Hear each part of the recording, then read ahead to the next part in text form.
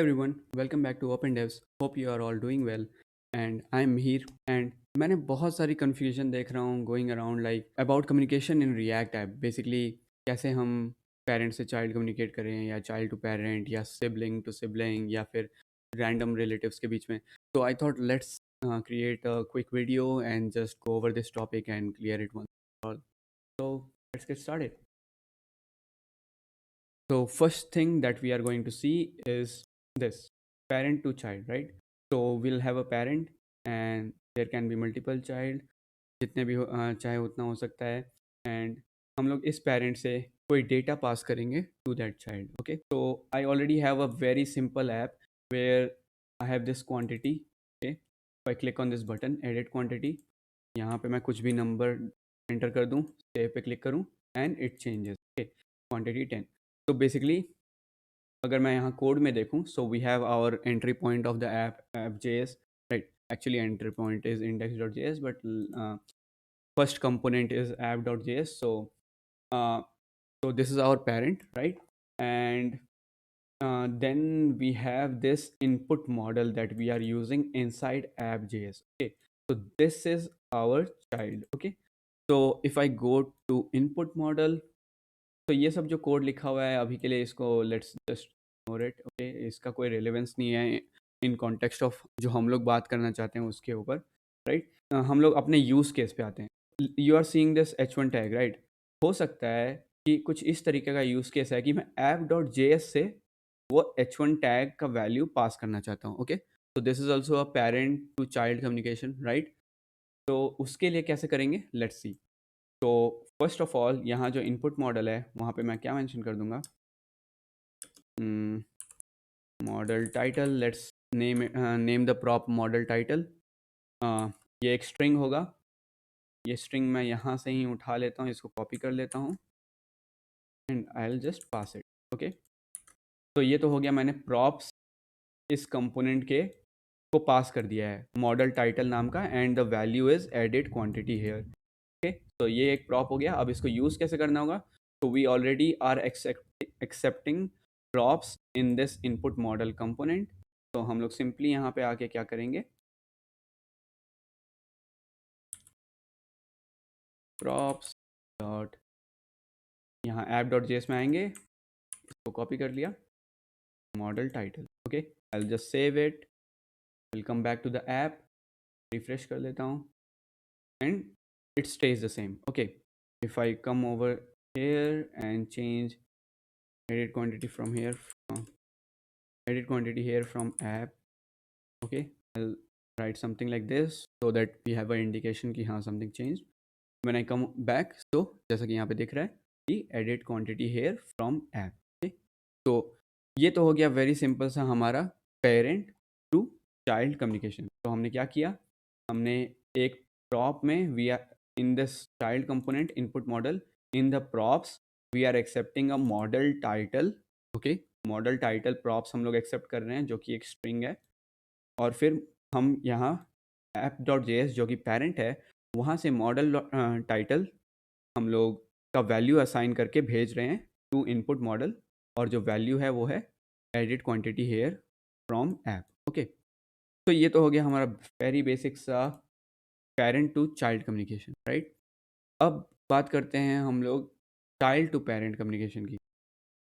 तो अगर मैं फिर से सेम चीज़ इनपुट मॉडल में यहाँ पे आ जाऊँ, right, and you can see कि when I am clicking on this button, a save button, so I'm calling this on click, I'm calling this handle on submit function. Okay, अगर मैं इस handle on submit function पे जाता हूँ तो handle on submit function में मैं क्या कर रहा हूँ, सिंपली मैं एक handle submit को कॉल कर दे रहा हूँ, handle submit. Okay, handle submit कहाँ पे डिफाइन होगा, अब क्योंकि मैंने ये प्रॉप्स से हैंडल सबमिट को कॉल किया है तो ये कहाँ पे डिफाइन होगा, कोर्स ये पेरेंट में डिफाइन होगा.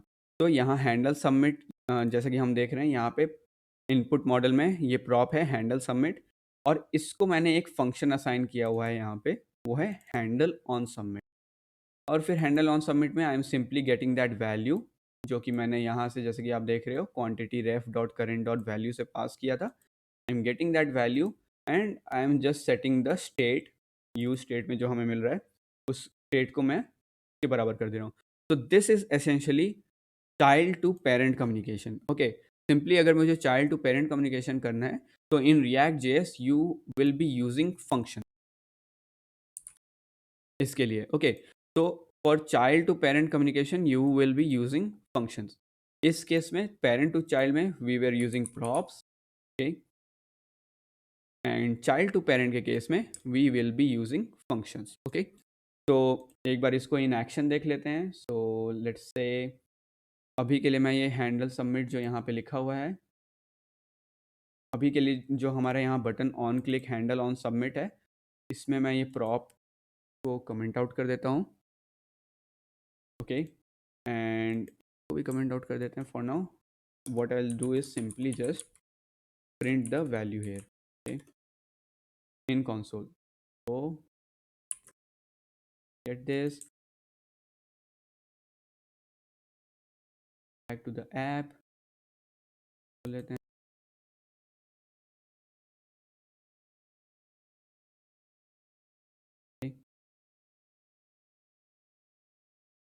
तो अगर मैं यहाँ पे कोई वैल्यू लिखता हूँ 12, सेव पे क्लिक करूँगा, एज यू कैन सी हमें 12 आ गया। ठीक है, I am using refs there, मैं रेफ्स की वीडियो को लिंक कर दूंगा यहाँ पे।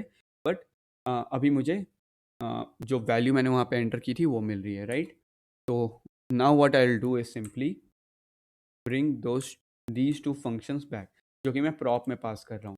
प्रॉप में मैंने यहाँ पे जैसा कि दिखाया, मैं यहाँ से हैंडल सबमिट में हैंडल ऑन सबमिट फंक्शन एक पेरेंट का है, उसको मैंने हुक कर दिया, राइट।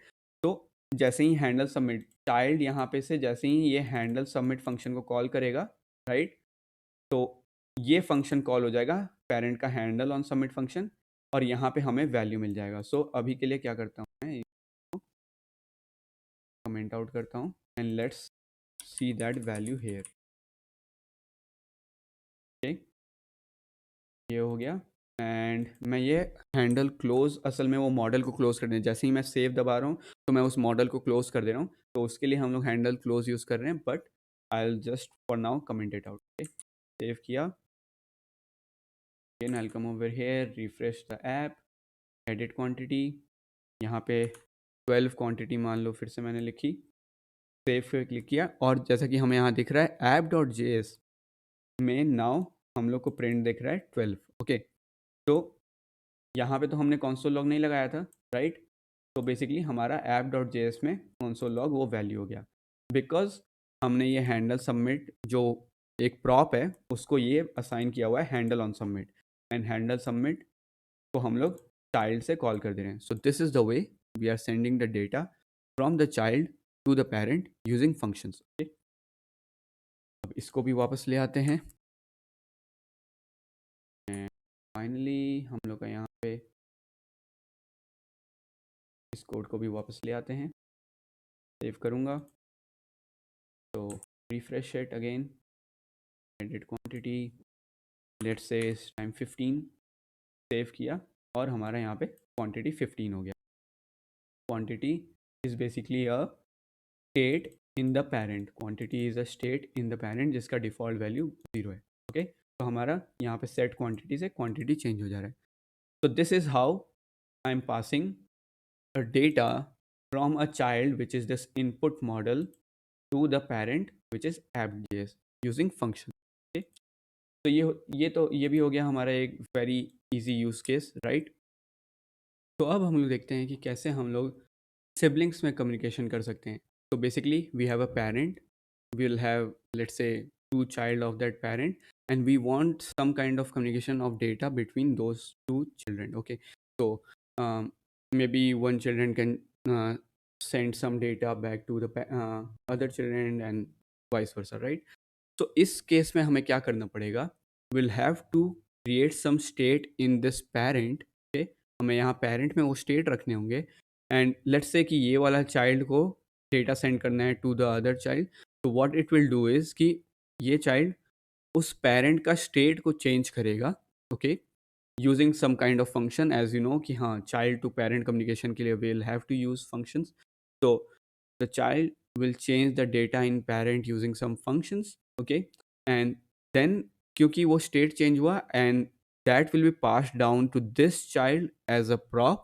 Okay, तो since वो हमारा स्टेट चेंज हुआ है वहाँ पे, तो जैसे ही वो स्टेट का वैल्यू चेंज होगा तो this child will get the new data. Okay, तो this is the way in which siblings के बीच कम्युनिकेशन हो सकता है. बेसिकली हमारा ये चाइल्ड जो है वो पेरेंट का एक फंक्शन को कॉल करेगा, that function will update the state in the parent. Okay, and parent में वो स्टेट अपडेट होने की वजह से जो हम वहाँ से प्रॉप्स पास कर रहे होंगे इस चाइल्ड को, that will get updated and this child will get the updated value. So this is the way we communicate between siblings in React. Okay, so I have one another app जहाँ पे हमारा app.js है, app component है, उसके हमारे दो children है. तो we have uncontrolled component and controlled component. And हम लोग देखेंगे कैसे हम लोग अनकंट्रोल्ड कंपोनेंट से कोई डेटा पास करेंगे to the controlled component. Okay, तो अगर मैं ये ऐप दिखाना चाहूँ, so we have this uncontrolled component, name email phone submit, controlled component, name email phone submit, nothing too crazy. तो लेट्स गेट स्टार्टेड. तो अब मैं यहाँ क्या करूँगा, सबसे पहले I will create that state. So let's say मैं अभी के लिए क्या करता हूँ, whatever data is here in name, I want to sync it to this controlled component in the name. Okay, तो उसके लिए यहाँ पे आया, let's create the state.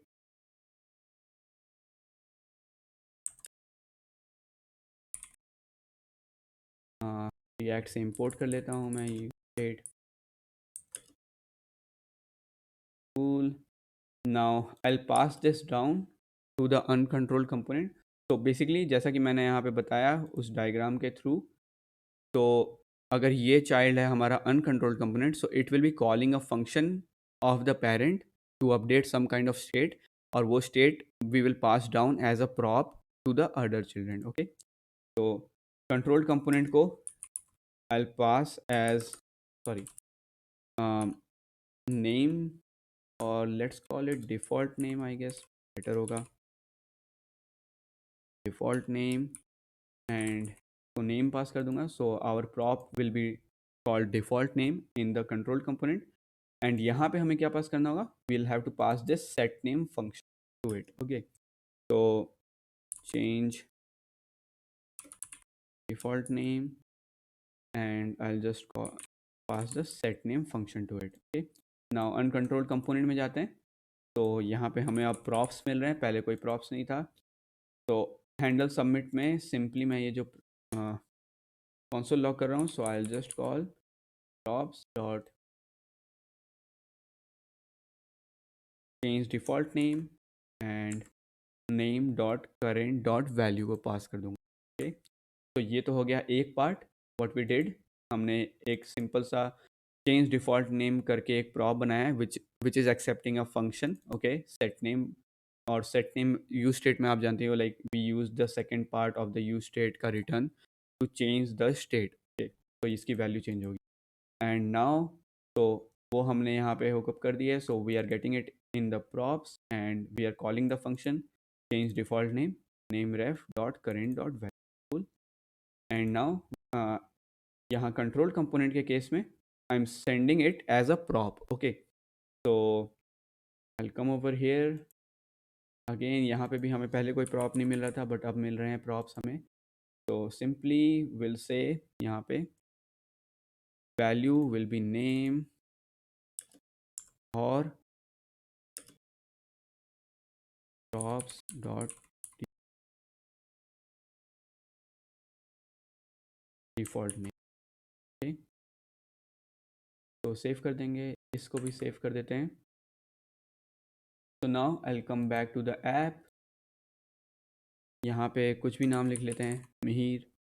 Submit किया एंड यू कैन सी यहाँ पे हमारा मिहिर आ गया. ओके, तो this child called a function from the parent. वापस से एक बार देख लेते हैं. तो this is calling the change default name function. Okay, जो प्रॉप्स में इसे मिल रहा है. कम टू ऐप, तो चेंज डिफ़ॉल्ट नेम फंक्शन में मैंने क्या कौन सा फंक्शन सेट किया हुआ है, हुकअप किया है. So basically we have this set name function provided to it. Okay, तो सेट नेम जैसे ही कॉल हुआ उसने नेम का वैल्यू चेंज कर देगा because it's a state, right.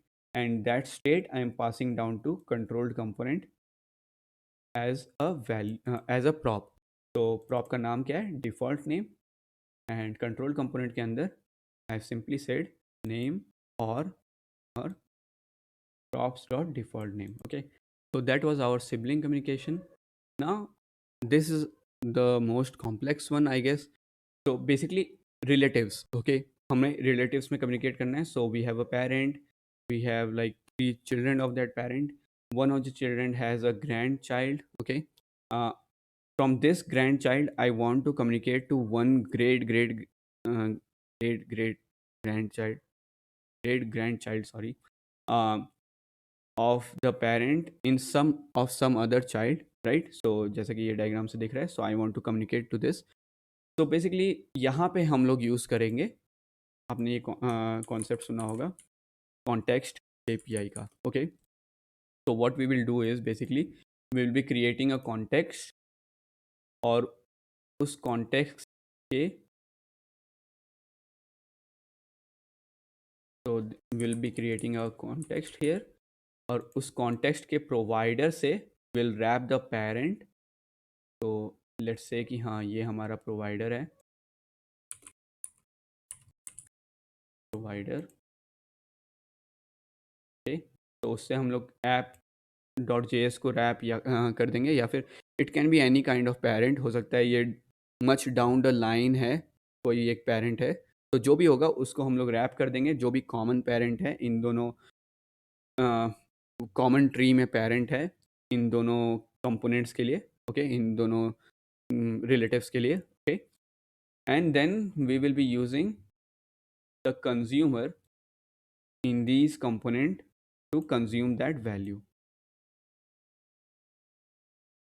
So we'll be using the consumer here, both places. So basically we'll be using the consumer here. Okay, and same way we'll be using consumer here.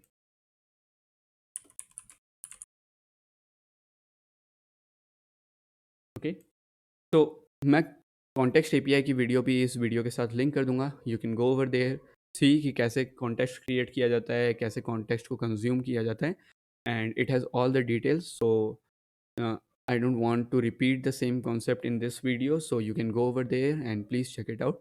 So yeah, so basically that's it for communication in React.js app. Basically 4 तरीके ही हैं. So we have parent to child, we do it by props.